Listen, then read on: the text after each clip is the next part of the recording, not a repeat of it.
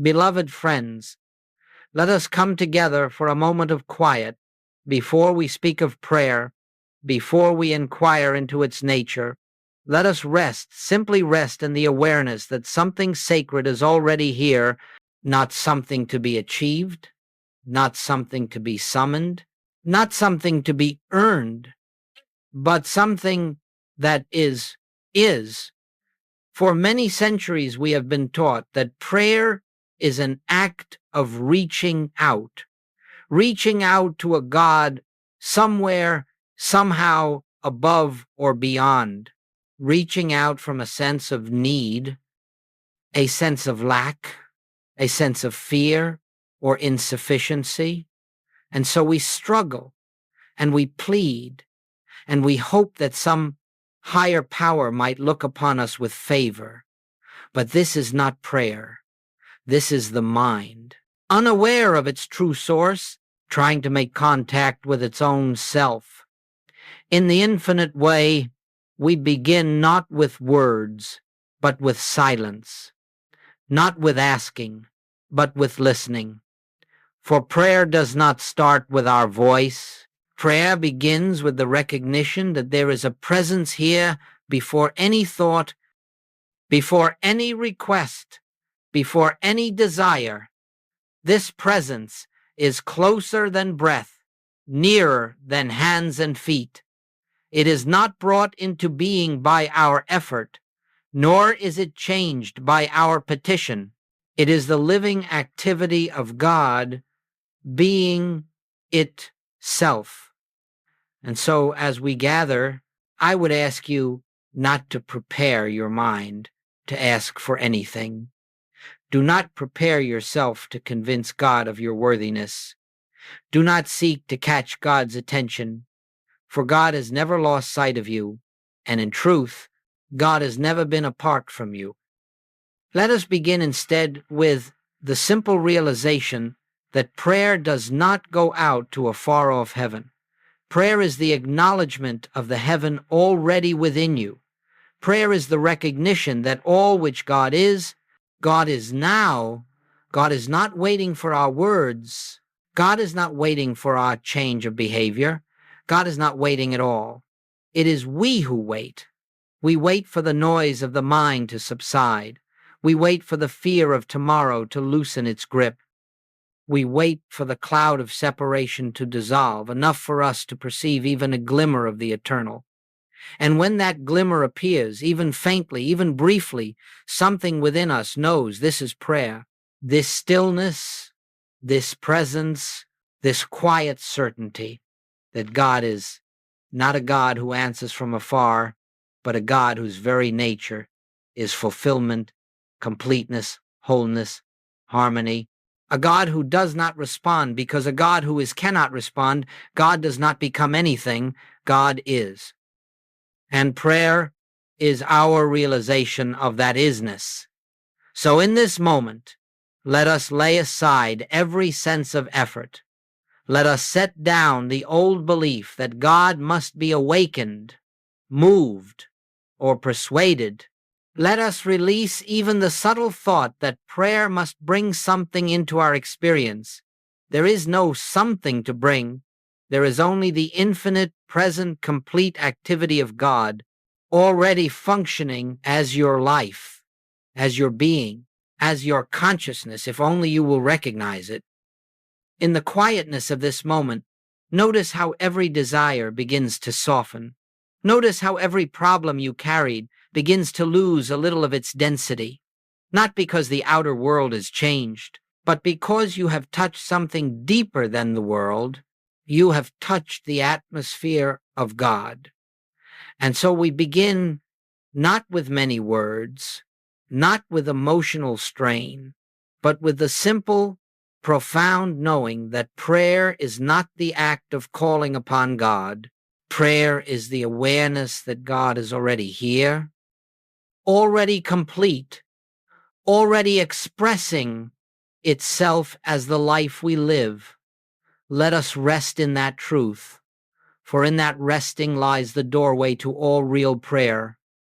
As we continue in this atmosphere of stillness, let us look gently, honestly, at why so much of what we have called prayer has left us weary, discouraged, or confused. It is not because God has failed to hear. It is not because God has chosen silence. It is because the very starting point of most prayer has been mistaken. Traditional prayer, as the world knows it, arises from a belief: I am here and God is somewhere else. I am lacking and God must supply. I am sick and God must heal. I am frightened and God must intervene. This is the consciousness of separation, and as long as we dwell in it, no matter how earnest our words, no matter how sincere our longing, we cannot find true peace, for separation itself is the veil that obscures God.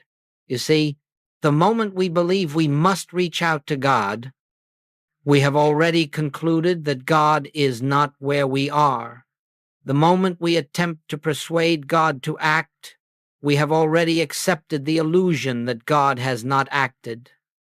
The moment we ask God to bestow something, we have unknowingly declared that God has withheld something.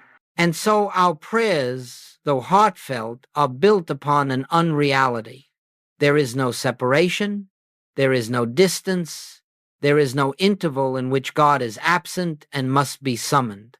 Yet the human mind, unaware of this truth, prays as though it is alone in the universe, hoping that its cries will pierce some distant heaven.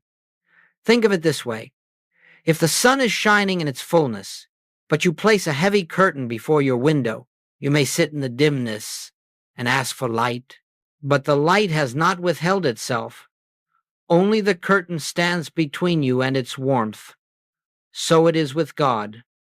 God does not withhold light, life, love, harmony, but the belief in separation, the curtain of I am here and God is there, prevents us from experiencing what has always been ours. Traditional prayer fails not because God is unresponsive, but because the prayer itself begins in an assumption that denies the truth of God's omnipresence. You cannot stand in the conviction that God is everywhere present and at the same time pray as though God must come. You cannot know that God is the very life of your being and simultaneously beg for that life to enter. You cannot affirm oneness while acting from Oneness. This is why the world's prayers appear unanswered, not because God has withheld, but because the prayer is rooted in illusion. And so the infinite way invites a shift, a quiet, profound shift from separation to oneness, from pleading to recognizing, from reaching outward to becoming inwardly aware. When you pray from separation, the prayer cannot rise.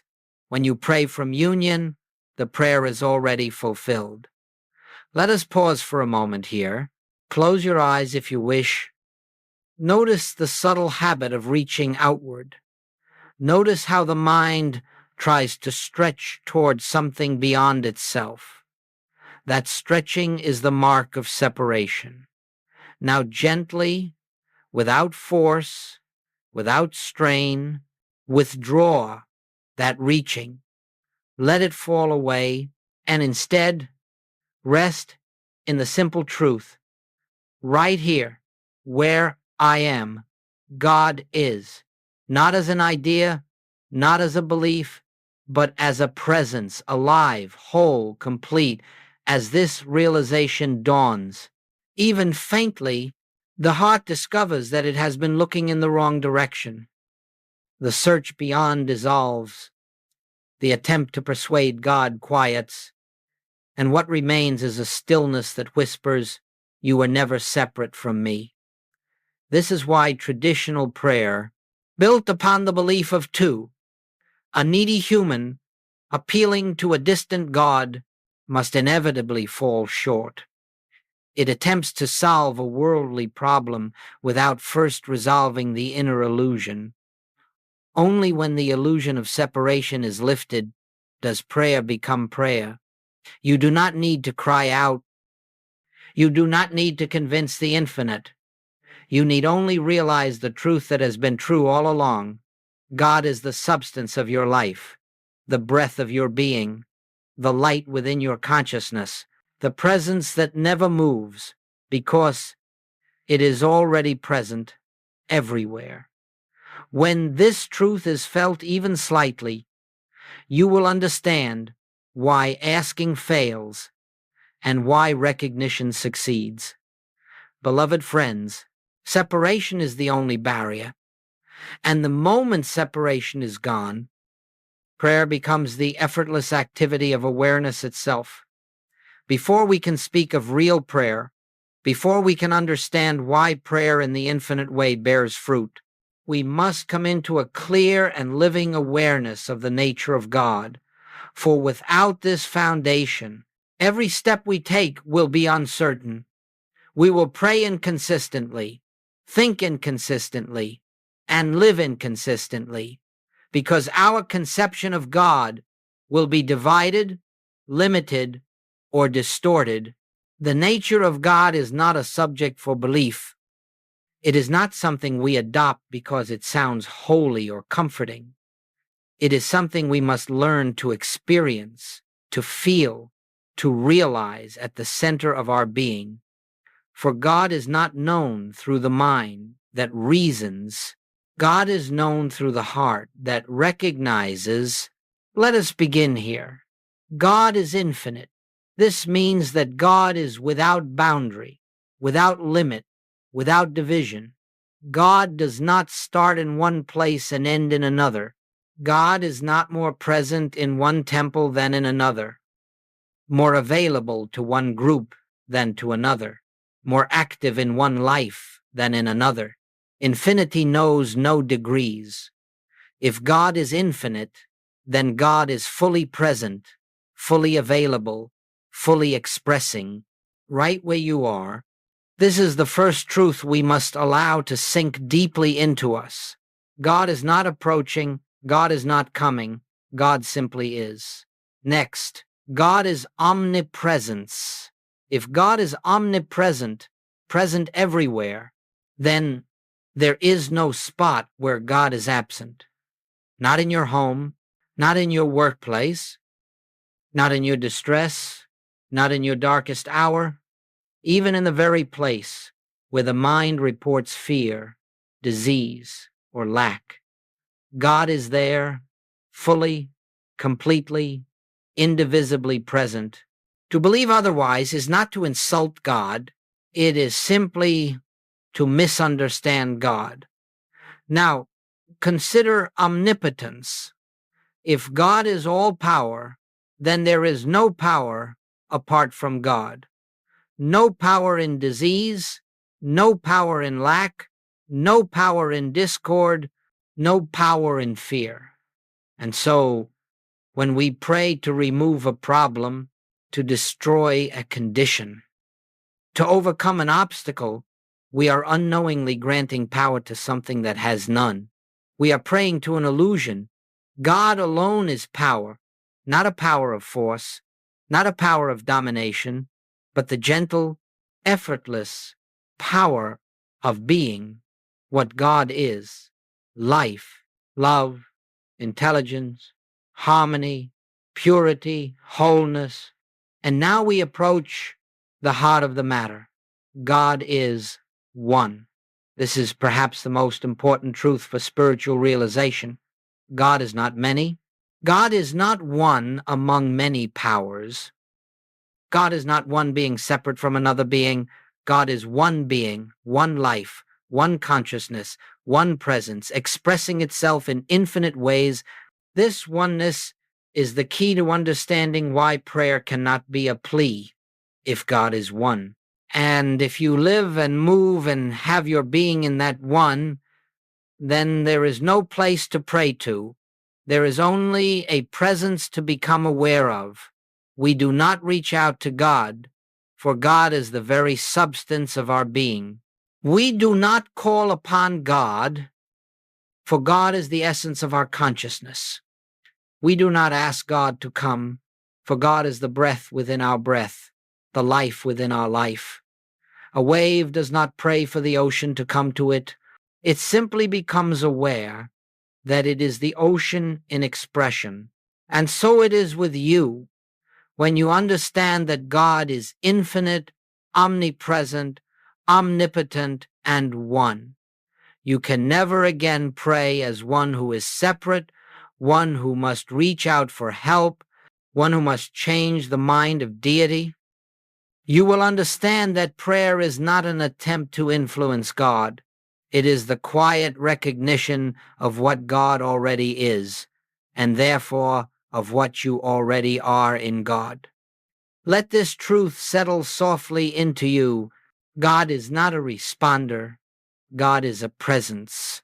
The moment you recognize that presence, your prayer is answered, not because God has acted, but because you have awakened to the activity that was always present when the nature of God is understood correctly. Prayer becomes the simplest of all activities. It becomes resting, knowing, being still long enough for the living presence of God to reveal itself within your consciousness.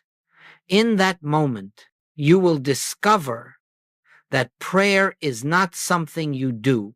Prayer is what happens when the illusion of separation vanishes and the nature of God stands revealed as the nature of your own being. Let us now take a further step inward. We have contemplated the nature of God, and we have seen that God is infinite, omnipresent, omnipotent, one. But unless we understand the nature of the individual, these truths remain theoretical, distant, and abstract. The real secret of spiritual life, the secret behind prayer, healing, harmony, supply, lies in this one revelation.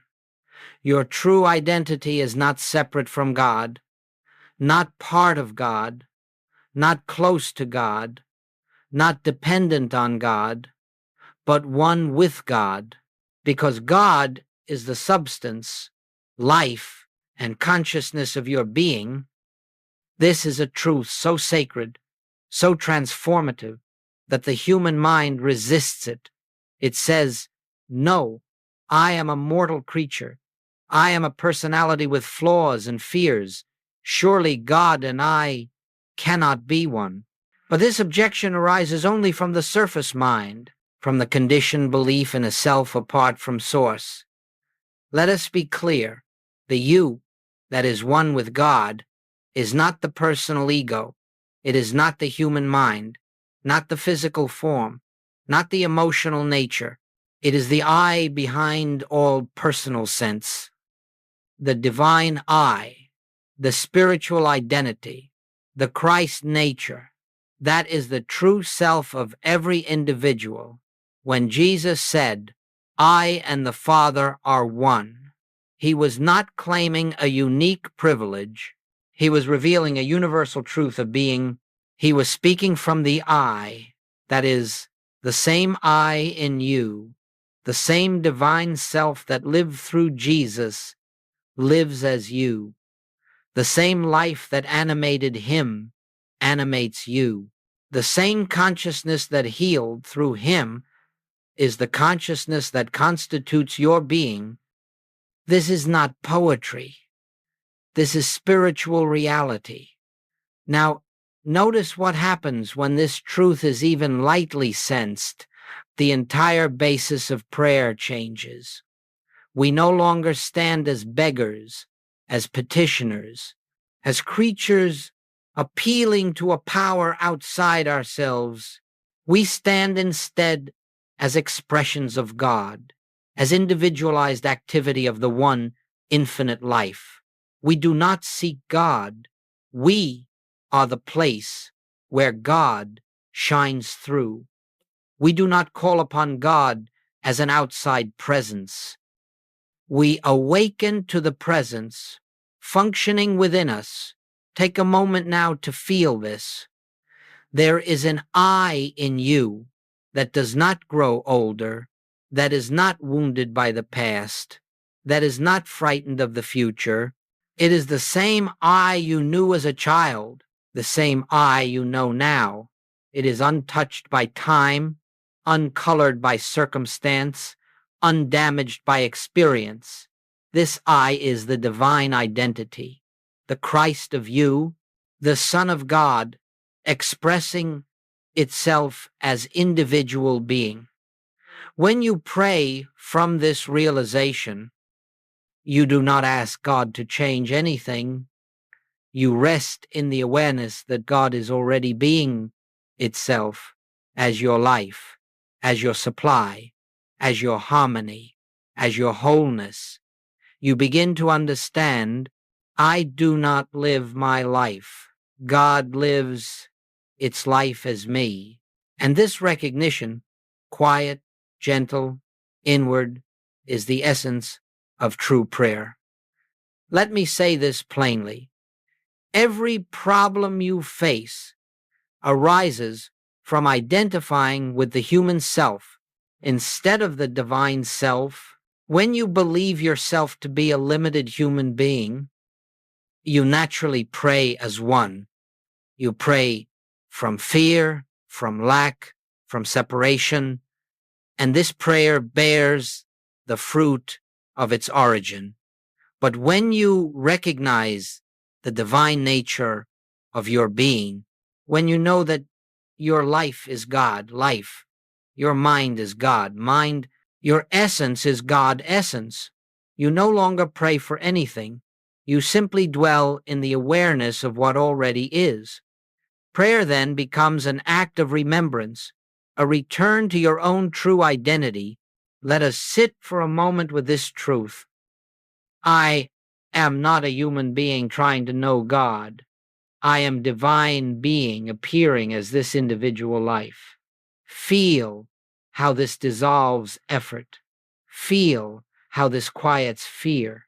Feel how this softens the sense of insufficiency. In that feeling, in that recognition, prayer is fulfilled, for the presence is realized as the very core of your own being.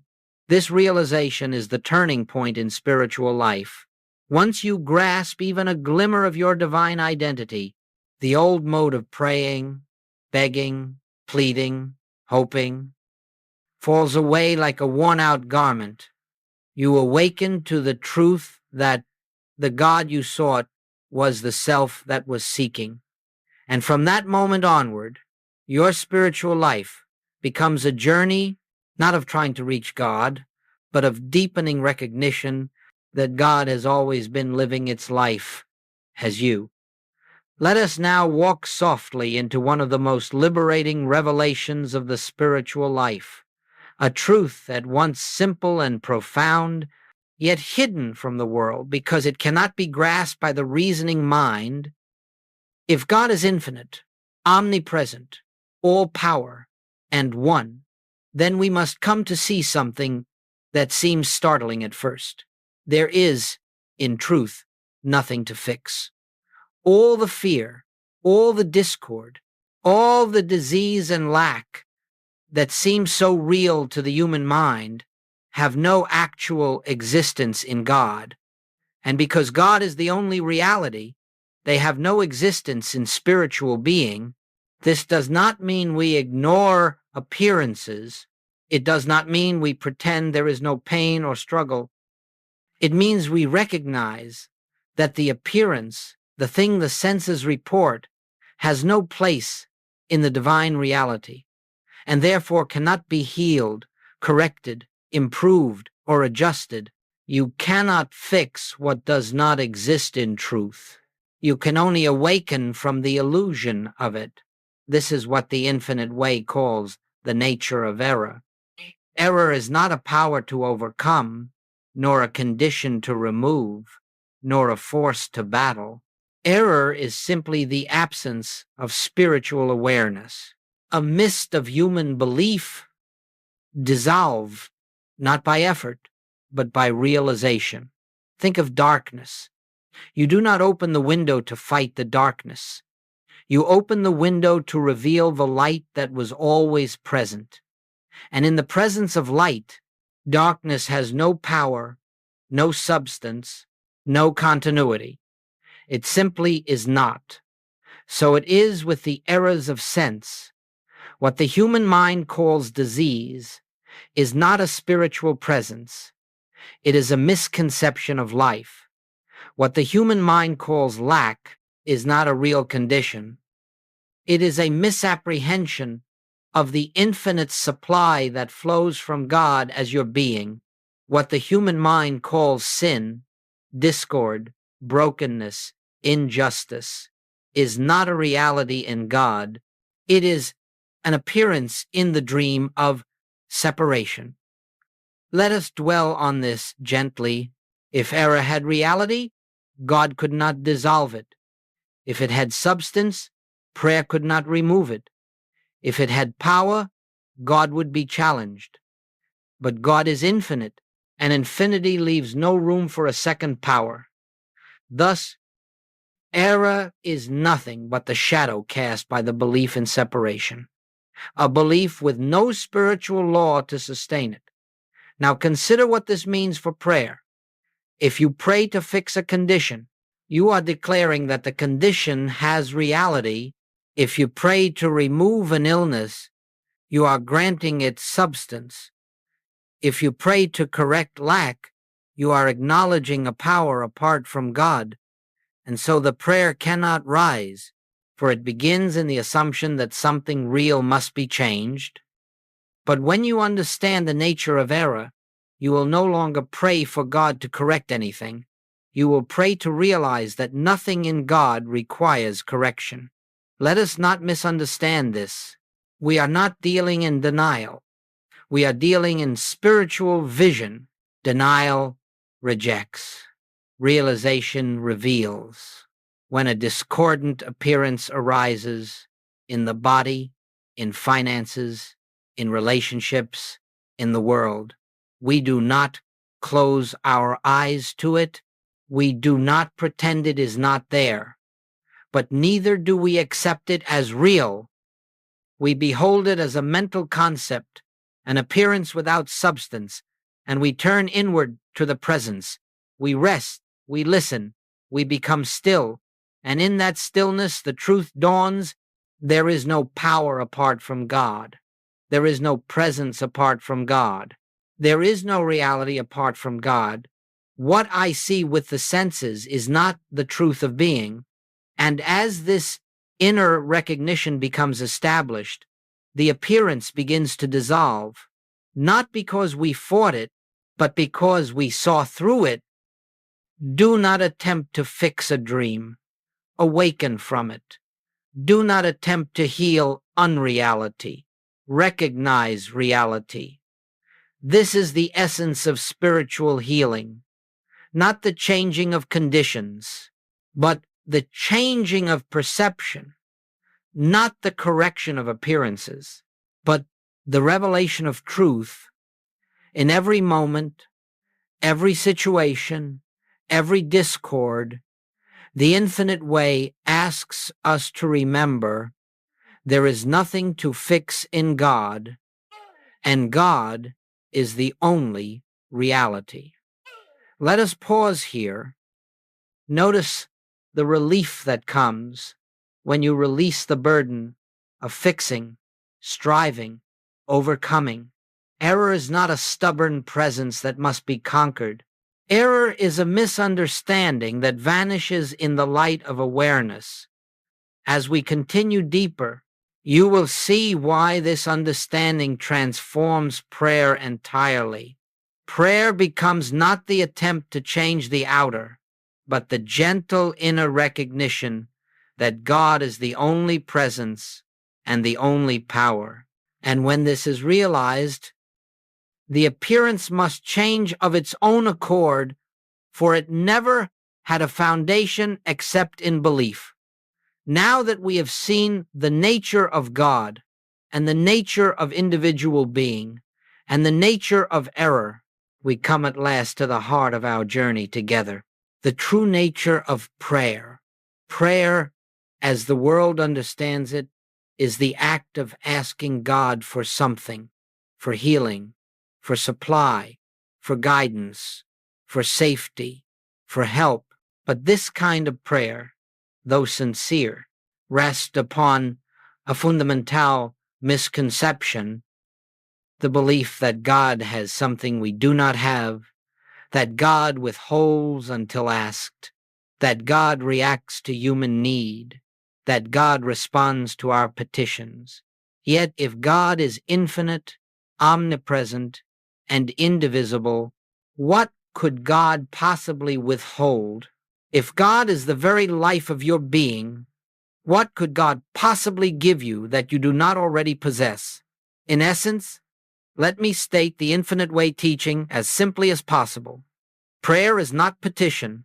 Prayer is recognition. We do not pray to change God's mind. We do not pray to bend God's will. We do not pray to convince God to intervene.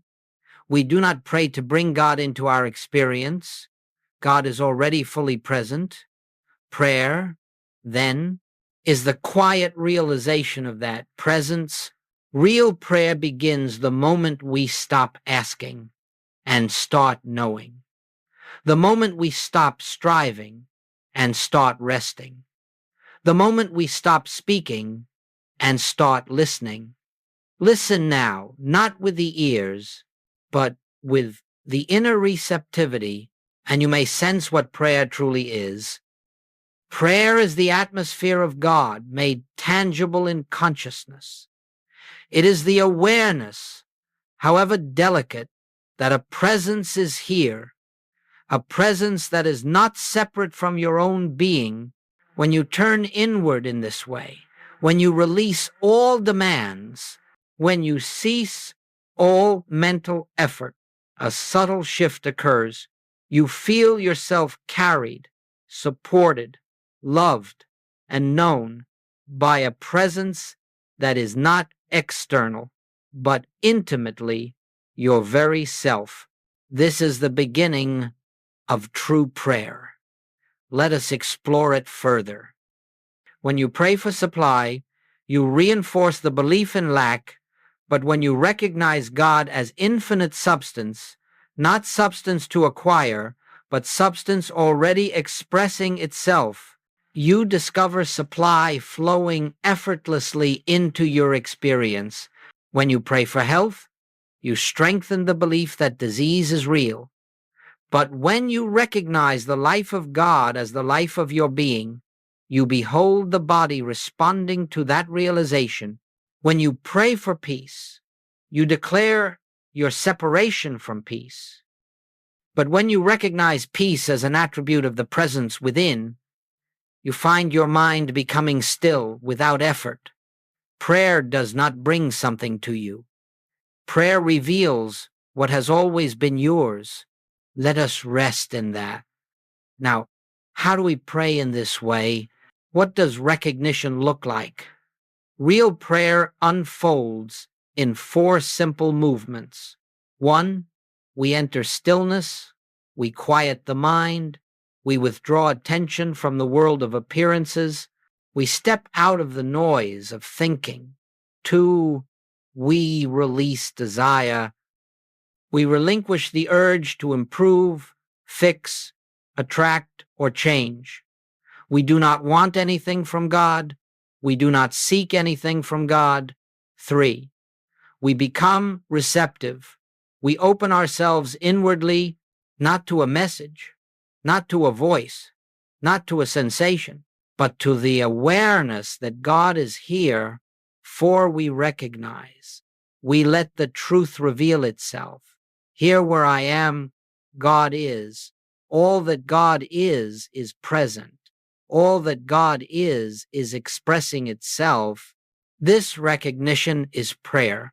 At times, it may come as a gentle assurance. At times, as a soft inner warmth. At times, as a wordless peace. And at times, as pure stillness without form. But the form does not matter. The presence does. And the presence is always here, not because you have called it, but because it is your very life. When you live in this atmosphere, even briefly, you will understand why asking fails and why recognition succeeds. You will understand that prayer is not something you perform. Prayer is something you become.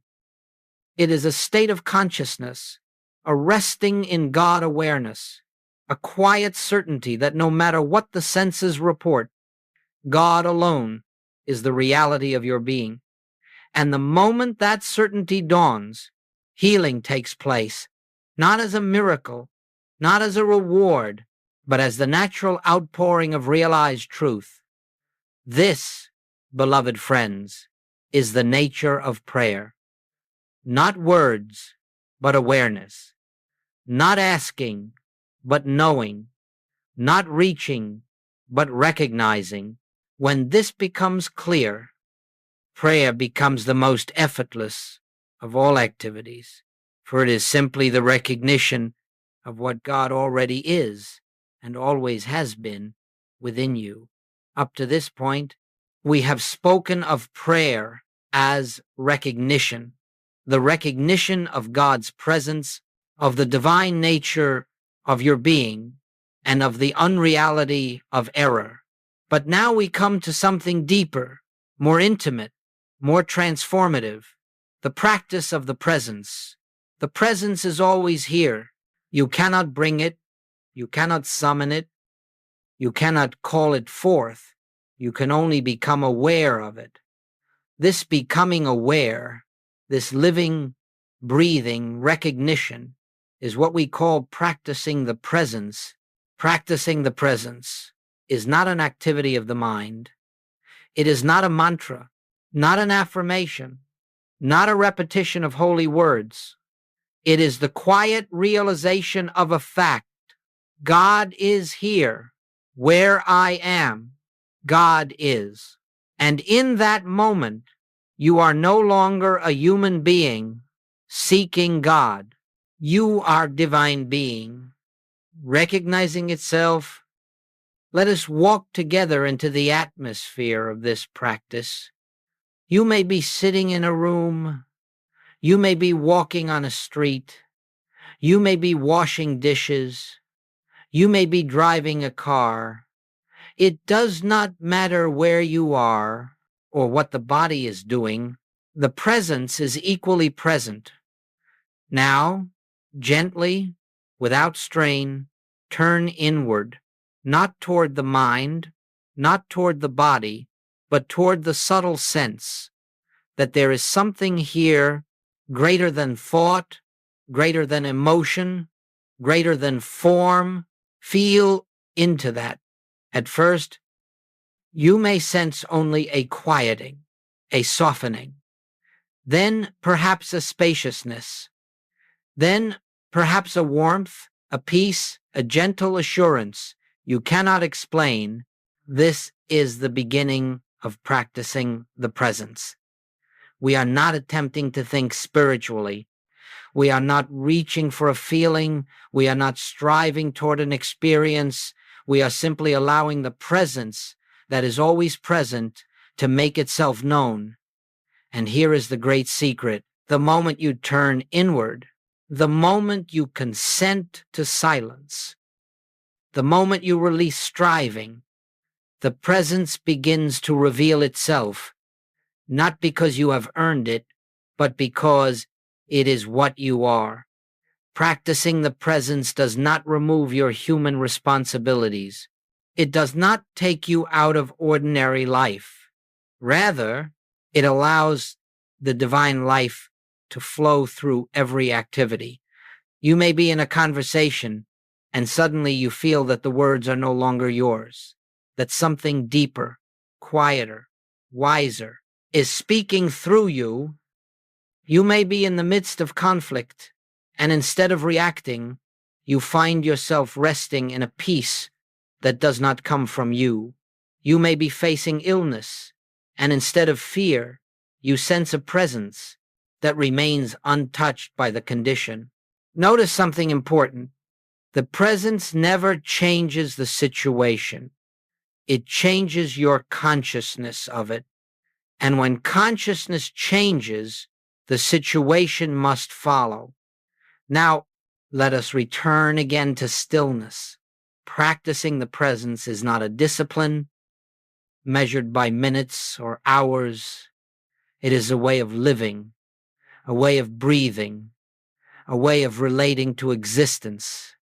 It is the habit of turning inward again and again. Whenever you become aware that you have drifted into mental activity, not with criticism, not with judgment, simply with a gentle recognition, "Ah, I forgot. Let me return." And you return to silence, to awareness, to the felt sense that something is here. As you practice this, you will discover that the presence eventually takes over. You do not maintain it, it maintains you. You do not hold to it, it holds you. You do not remember it, it remembers itself as you. This is the great shift. The presence becomes the doer, the thinker, the life, the intelligence. You become transparent, a vessel, a witness to God, expressing. This is why Joel would often say, "Do not try to be spiritual. Let God be God in you." Practicing the presence is letting God be God. It is stepping aside, releasing self-will, releasing human fear, releasing the need to control, and resting in the divine activity that is always at work. The more you practice, the more effortless it becomes. The more effortless it becomes, the more constant it becomes. The more constant it becomes, the more your life begins to reflect the harmony, order, abundance, and peace that flow naturally from realized God presence. This is the living experience of prayer, not words, not thoughts, not requests, only presence, recognized, welcomed, embraced, and lived. We have come now to a sacred moment in our understanding, the moment where we see how prayer is answered, not through petition, not through desire, not through persuasive words, but through the simple, profound recognition of God's presence. When we speak of the answer, let us be very clear. The answer does not come because God has done something. The answer comes because you have awakened. God does not intervene. God does not change the universe. God does not adjust conditions. God does not alter circumstances. God is, and in the presence of realized God, the unreality of error dissolves. This is the answer. Just as the sun does not fight darkness, but simply shines, dispelling shadow by being what it is, so the realized presence dissolves the appearance of discord. The answer, then, is not an act. The answer is a revelation. Listen quietly now, and you will feel this truth. What I sought was never absent. What I prayed for was already here. The answer was present long before the question arose. This is the humility of spiritual living, that God is forever finished, forever complete, forever whole, and we are simply learning to behold that completeness. Now let us examine how the answer appears. 1. The answer appears as inner peace before outer change. Before any condition shifts, before any circumstance moves, before anything visible happens, there is always a moment of deep inner peace. It may be only a second, only a breath, only a whisper of stillness, but it is unmistakable. It is the click, the inward settling, the holy assurance that all is well, not all will be well. All is well. This peace is the answer. The outer change is merely its echo. 2. The answer appears as a dissolving of fear. You may look at the world and find the same conditions still present, but suddenly you are no longer afraid. Suddenly the weight lifts. Suddenly the urgency drops away. And in that moment, healing has already begun. Fear is the only barrier to realization. When fear dissolves, the presence stands revealed, and the appearance must follow. The absence of fear is the presence of the answer. 3. The answer appears as clarity. Without effort, without planning, without mental strain, you simply know what to do, or you realize there is nothing to do. Sometimes you are guided to new activity. Sometimes you are guided to rest. Sometimes you are guided to speak. Sometimes you are guided to remain silent. But always the guidance arises effortlessly. God does not think. God knows. And when the mind becomes still, that knowing flows through you like light through a clear window. Clarity is the answer. 4. The answer appears as outer harmony, but outer harmony is not the answer. Conditions may change. The body may heal. Supply may appear. Relationships may soften. But these changes are not the answer. They are the shadow of the answer. The answer itself is the lifting of consciousness from the belief in two powers to the realization of one. Once you know that God is the only power, the outer harmony is inevitable. The answer is consciousness. The manifestation is its natural unfoldment. 5. The answer appears without striving, without effort, without doing. This is the hallmark of spiritual demonstration. It comes without human effort. You cannot will it. You cannot force it. You cannot hasten it. You cannot delay it. All you can do is rest in the realization that the presence is functioning. The presence is living. The presence is unfolding its own perfection. And in that rest, the answer reveals itself. This is why Joel Goldsmith always taught, stand still, do not outline, do not attempt to make anything happen. Stand still, and the answer emerges. 6. The answer is always present before you pray. This is perhaps the greatest mystery of spiritual life. God answers before you call. Not yesterday, not tomorrow, eternally. Whatever appears as healing is simply the removal of a false sense. Whatever appears as supply is the realization of divine fullness. Whatever appears as peace is the awareness of God already established. The answer has already been given. Prayer does not bring it. Prayer reveals it. Now listen closely within yourself. Feel the truth beneath the words. Every answer I will ever need is already present in the silence that lives within me. This silence, this divine stillness, is the well of every solution, the fountain of every healing, the source of every harmony. Once you know where the answer lives, you never again look outward.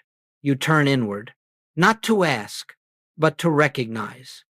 And that recognition, quiet as it may be, is the full and complete answer to prayer.